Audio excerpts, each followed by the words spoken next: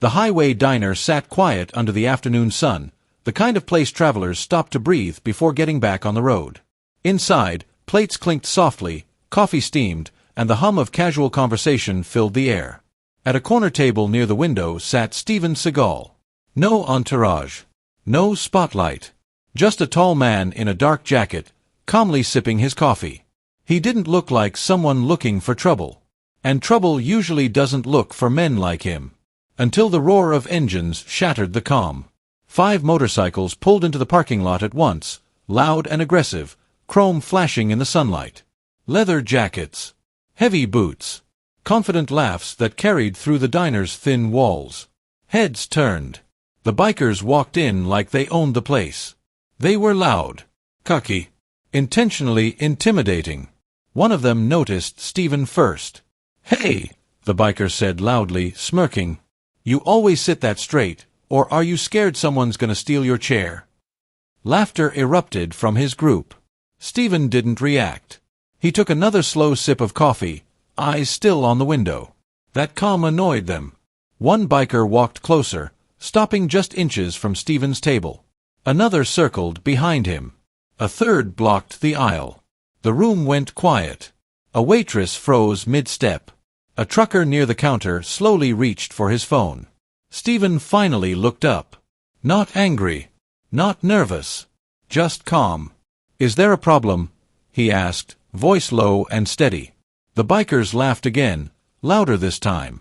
"You tell us," one of them said. "You look lost, old man."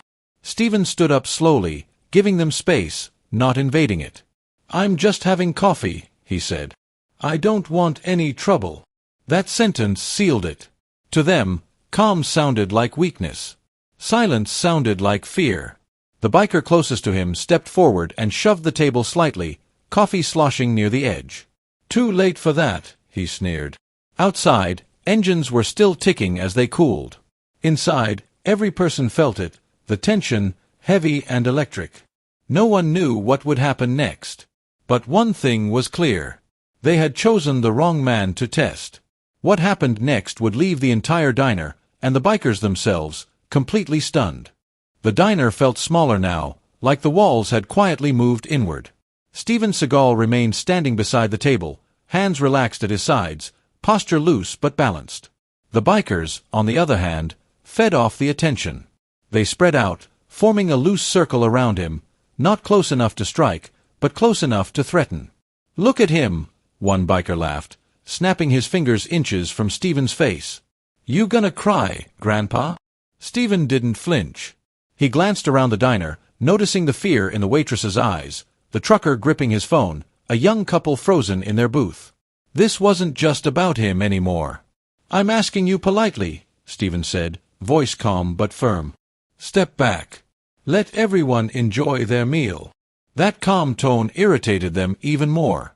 One biker leaned in close. Too close. "You don't tell us what to do." Another biker laughed and kicked a chair aside, letting it scrape loudly across the floor. The sound echoed like a warning. Phones started coming out now. Slowly. Carefully. People sensed this was about to turn ugly. Stephen raised his hand slightly, not in surrender, but in restraint. "There's no reason for this," he said. "You don't know me. I don't know you. Let's keep it that way." The bikers exchanged looks and grinned. "That's the problem," one of them replied. "You think you're special." One biker reached out and tugged lightly at Stephen's jacket, testing him, probing for fear. Nothing. Stephen simply stepped back half a pace, creating space without escalating. His eyes never left the man in front of him, calm, focused, alert. The waitress finally found her voice. "Please," she said nervously, "you're disturbing the customers." A biker turned on her instantly. "Mind your business." Stephen's head snapped toward him. "That's enough," he said quietly. Not loud, not threatening, but something in his tone shifted. The laughter faded a little. Still, the bikers weren't done. One of them stepped closer, chest puffed out, trying to tower over Stephen. "What are you gonna do about it?" Stephen held his gaze. "Nothing," he replied. "Unless you force me." That sentence landed heavier than any insult. The biker scoffed, but his smile twitched, just for a second. Outside, another biker revved an engine, the growl vibrating through the diner floor. Inside, the air felt thick, suffocating. People whispered now. "This guy's too calm. Why isn't he scared? Something's off." Stephen took a slow breath. He could walk away. He wanted to. But the bikers had positioned themselves deliberately, blocking the exit, controlling the space. They wanted dominance. They wanted submission. They weren't getting either. Stephen straightened slightly and spoke again, louder this time, not for the bikers, but for the room. "I don't want anyone here getting hurt," he said. "Let's end this now." For a brief moment, silence filled the diner. Then one biker laughed, sharp and mocking. "You hear that, boys?" he said. "He thinks he's in control." The circle tightened. The crowd held its breath. And Steven Seagal stood there, calm as still water, knowing something the bikers didn't. Restraint was the last gift he was offering. Have you ever seen someone mistaken for weak just because they stayed calm? Comment yes or no below.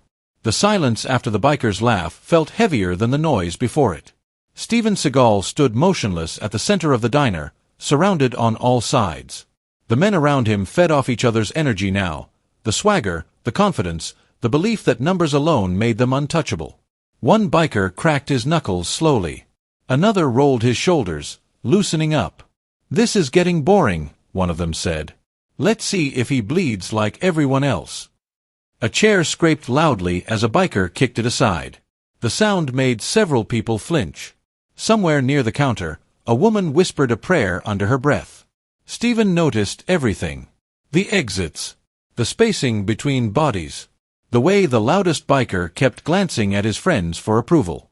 He also noticed something else. Fear, not in the crowd, but creeping into the bikers themselves. Not enough to stop them. Enough to make them reckless. "Last chance," Stephen said calmly. "Step away." That was when one of them grabbed his sleeve. Not hard. Not yet. Just enough to test him. The room froze. Stephen looked down at the biker's hand on his jacket. Then he looked back up, slowly, deliberately. "Let go," he said. The biker smirked. "Or what?" Behind Stephen, another biker moved closer, cutting off the space he'd created earlier. They were closing the trap. A man at the counter stood up halfway, phone raised. "This is gonna end bad," someone muttered. Stephen exhaled slowly through his nose. He wasn't angry. He wasn't afraid. He was disappointed. "You don't want to do this," he said. That was when the biker shoved him. Not enough to knock him down, just enough to provoke. Gasps rippled through the diner. Stephen took one step back, catching himself effortlessly. The bikers laughed, relieved. Encouraged. "There it is," one of them shouted. "He moves." Stephen straightened his jacket, smoothing the fabric where the hand had grabbed him. The small gesture confused them. It wasn't what a scared man did. "Walk away," Stephen said again. "Right now." The lead biker leaned in, breath heavy with alcohol. "You talk too much." He raised his fist. Time slowed. Stephen saw the punch coming before the biker committed to it. He also saw the uncertainty in the man's eyes, the hesitation that came when instinct warned him too late. Stephen didn't move. Not yet. The biker stopped just inches from his face, fist clenched, testing the line one final time. "Say you're sorry," he demanded. The entire diner was silent now.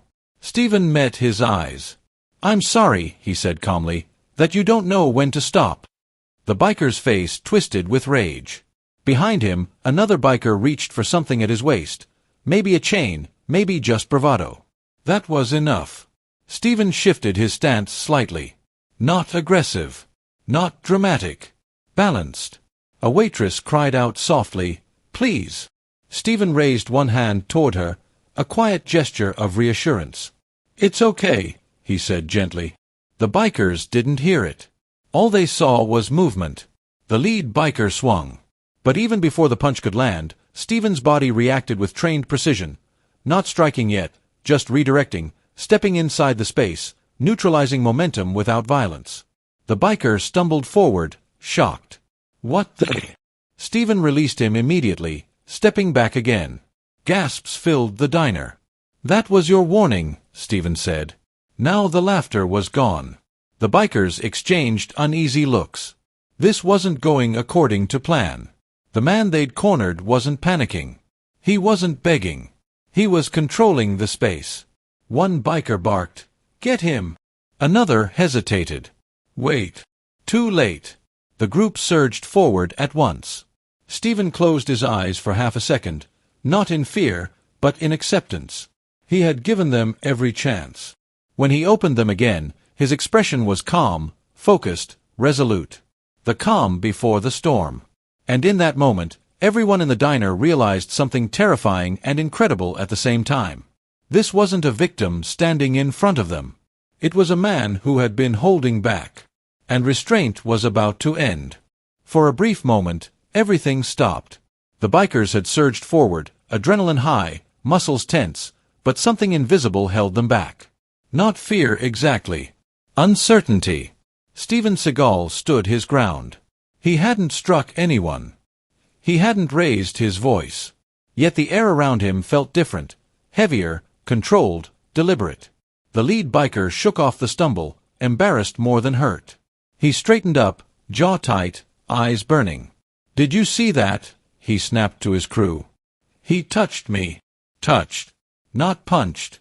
Not attacked. That detail bothered him more than anything. Stephen adjusted his stance again, feet planted naturally, shoulders relaxed. To the untrained eye, it looked casual. To anyone who knew, it was readiness. A low murmur rippled through the diner. That wasn't luck. Did you see how fast that was? He didn't even try to hit him. A man near the window leaned toward his friend and whispered, "That guy's trained." No doubt. One biker heard it and snapped back, "Trained in what?" "Yoga." Forced laughter followed, but it sounded thin now. Stephen's eyes moved calmly from face to face, measuring distance, timing, intent. He wasn't scanning for targets. He was assessing danger. "I'm asking you one last time," he said, voice steady and controlled. "Leave. No one here needs to get hurt." The lead biker scoffed, but he didn't step closer this time. "You think you scare us," he said. "You're one guy." Stephen nodded slightly. "That's true." The crowd noticed it then, the humility. No boasting. No threats. Just facts.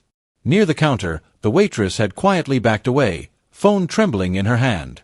Outside, engines were silent now, cooling metal ticking softly. The whole world felt like it was holding its breath. Then someone whispered it. Not loudly. Not confidently. Just enough. "That looks like Steven Seagal." A few heads turned. Another voice murmured, "No way. Is it really him? The actor?" Whispers spread, cautious and unsure. Stephen didn't react. He had heard it. He chose to ignore it. The bikers, however, noticed the change in the room. The way people were staring now, not at them, but at him. The way phones weren't pointed randomly anymore, but focused. "What's going on?" one biker muttered. The lead biker snapped, "Ignore them." But doubt had crept in. Stephen stepped back half a pace, hands still open, posture relaxed. "You don't need to prove anything," he said calmly. "Neither do I." That sentence landed strangely, because it was true. One biker hesitated. "Man, maybe we should just go." The lead biker spun on him. "Go. You scared now. I'm saying this dude's not normal." That word again. Not normal. Stephen met the hesitant biker's eyes. There was no challenge there, just understanding. "You're right," Stephen said. "This doesn't end well if it continues." The lead biker clenched his fists, pride warring with instinct. He looked around, his crew watching him, the crowd watching all of them. He felt cornered. And cornered men make bad choices. "You think because people recognize you, you're above us," he snapped. Stephen shook his head. "No," he said. "I think respect shouldn't depend on who someone is." That silenced the room. The lead biker opened his mouth, then closed it again. He didn't have an answer for that. For the first time since they walked in, Stephen took a single step forward. Slow, controlled, deliberate. Not aggressive. Intentional. "I don't want to fight," Stephen said. "But I will not be bullied. Not here. Not anywhere." The calm in his voice was unsettling. The crowd sensed it now, the shift. This wasn't building toward chaos. It was building toward inevitability. The bikers felt it too. They had come looking for easy dominance. Instead, they had found a man who didn't need to prove his strength, because he already knew it. And as the lead biker raised his chin, forcing bravado back into his voice, one truth became painfully clear to everyone in that diner. Whatever happened next would not be an accident. It would be a consequence. The lead biker lifted his chin, forcing a grin that didn't reach his eyes. "Listen to this guy," he scoffed loudly. "Talking about respect like he's some kind of teacher." A few bikers laughed, but it sounded hollow now. Forced. Nervous. Stephen stood still, his breathing slow and controlled. He wasn't staring them down. He wasn't provoking them. Somehow, that made it worse for the man whose pride was already cracked. "You think you can lecture us?" the biker snapped. "You don't belong here." Stephen's eyes hardened, not with anger, but with certainty. "I belong wherever I choose to stand," he said calmly. "Just like anyone else." That was the moment. The lead biker took a step forward, chest puffed out, jaw tight. His crew watched him closely. This was about leadership now. If he backed down, he'd lose face. He raised his hand and shoved Stephen, harder this time. The diner erupted in gasps. Stephen absorbed the push effortlessly, feet adjusting, balance never breaking. He didn't stumble. He didn't even look surprised. Instead, he looked resolved. "I warned you," Stephen said quietly. The biker swung. Fast. Angry. Sloppy. What happened next unfolded so quickly that most people didn't fully understand it until it was over. Stephen stepped inside the punch, not away from it. His arm moved with surgical precision, redirecting the biker's momentum. A simple motion. Controlled. Efficient. The biker lost balance and slammed into a table, plates crashing to the floor. The entire diner froze. Before anyone could react, another biker rushed in from the side. Stephen turned smoothly, blocking without striking, using leverage instead of force. The man stumbled back, shocked, eyes wide. "Back up," Stephen said firmly. His voice cut through the chaos like a blade. The bikers hesitated. This wasn't a brawl. This was control. One biker tried to grab Stephen from behind. In a blink, Stephen shifted, locking the man's arm and guiding him down. Not slamming, not brutal, just enough to make the point unmistakably clear. The man cried out and backed away, clutching his arm. "That's enough!" someone yelled from the crowd. Stephen stepped back immediately, hands open again, creating space. "I don't want to hurt anyone," he said, louder now, so everyone could hear. "But I won't allow violence." The lead biker pushed himself up, face red with rage and humiliation. He looked around, his crew shaken, the crowd staring, phones recording everything. This wasn't the outcome he imagined. "You think you won?" he shouted.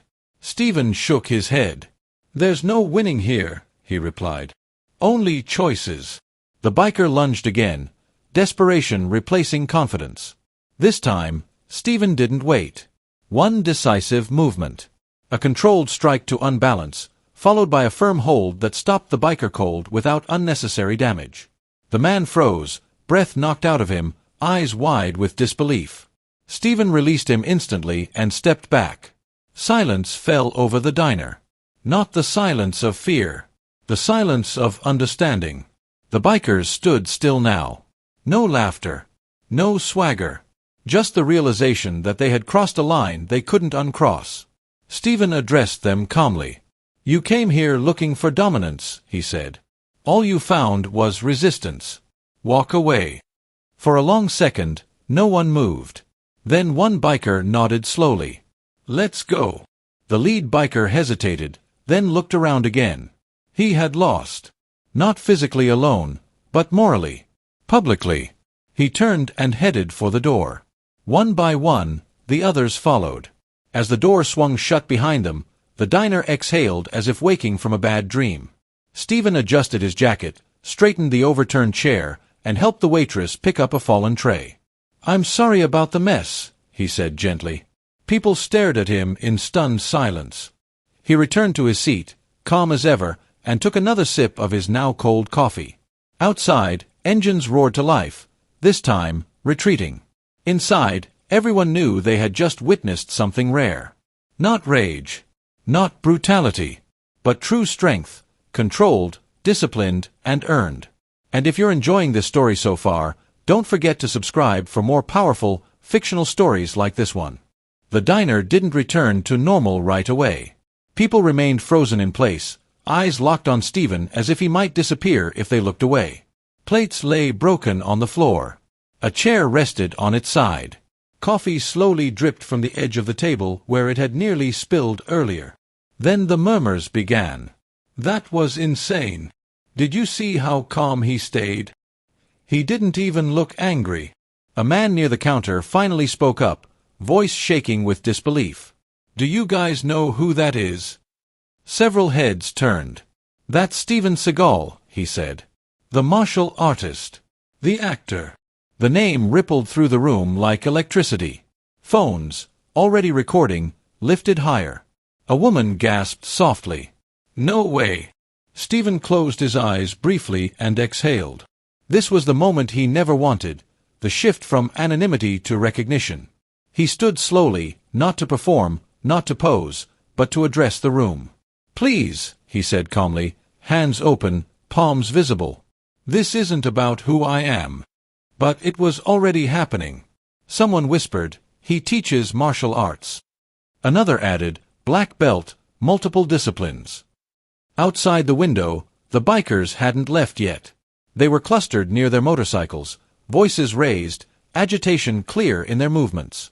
One of them glanced back through the glass and froze when he saw the phones pointed their way. "What are they saying?" one biker asked. Another swallowed hard. "They know him." The lead biker's face drained of color.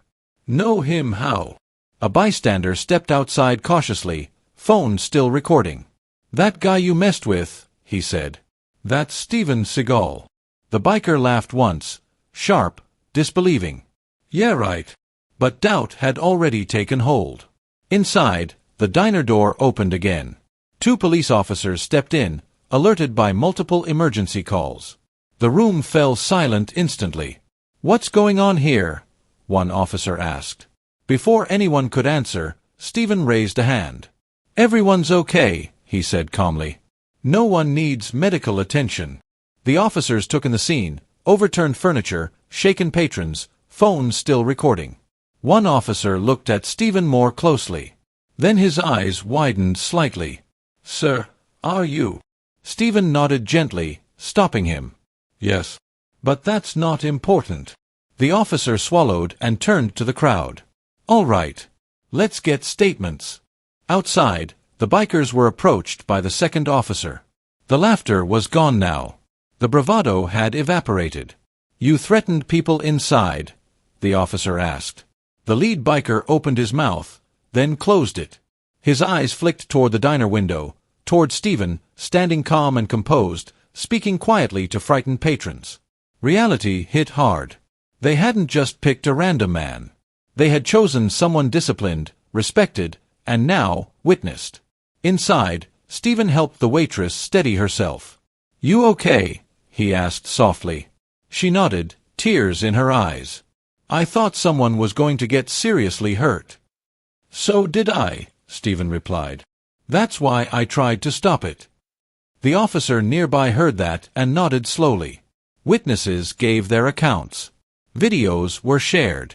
The story took shape fast, not as a fight, but as restraint in the face of provocation.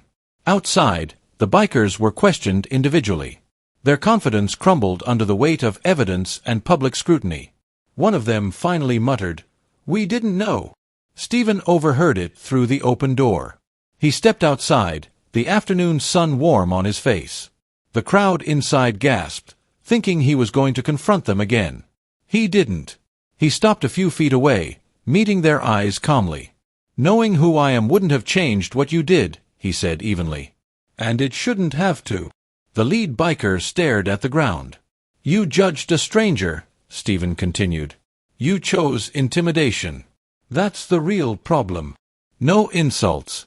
No threats. Just truth." The officers finished their work, consequences set in motion. The bikers mounted their bikes again, quieter this time, movement stiff, pride bruised beyond repair. As they rode away, no one cheered. Because this wasn't a victory lap. It was a lesson. Stephen returned inside, declining photos, declining attention. He paid for the damages without being asked, left a generous tip, and nodded politely to the stunned patrons.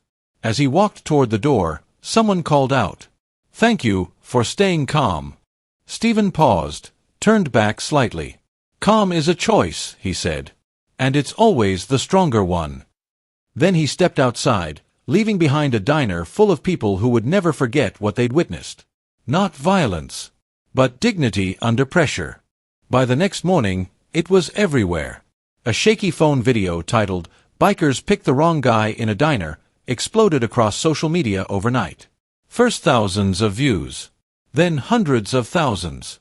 By sunrise, it crossed into the millions. People replayed the same moments again and again. Not because it was violent, but because it was controlled. The comments flooded in. "That's what real strength looks like. He didn't even try to show off. They thought calm meant weak. Big mistake. Respect to him for protecting everyone without going crazy." The diner's owner woke up to non-stop notifications and missed calls. Reporters wanted interviews. Blogs wanted details.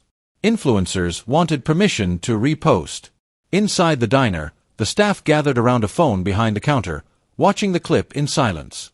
The waitress who had been trembling the night before now sat with her hands wrapped around a warm cup of tea.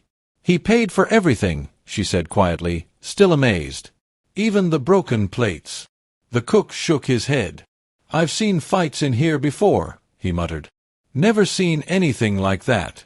He didn't fight to win, he fought to stop it." Word spread quickly that the bikers were facing consequences. Authorities had received multiple statements, and the videos made it impossible to twist the story. The lead biker, the loudest one, had gone silent online. His crew's social pages filled with criticism, and the public wasn't interested in excuses. But the biggest surprise wasn't what happened to them. It was what Stephen did after. He didn't go on TV to brag. He didn't post a victory message.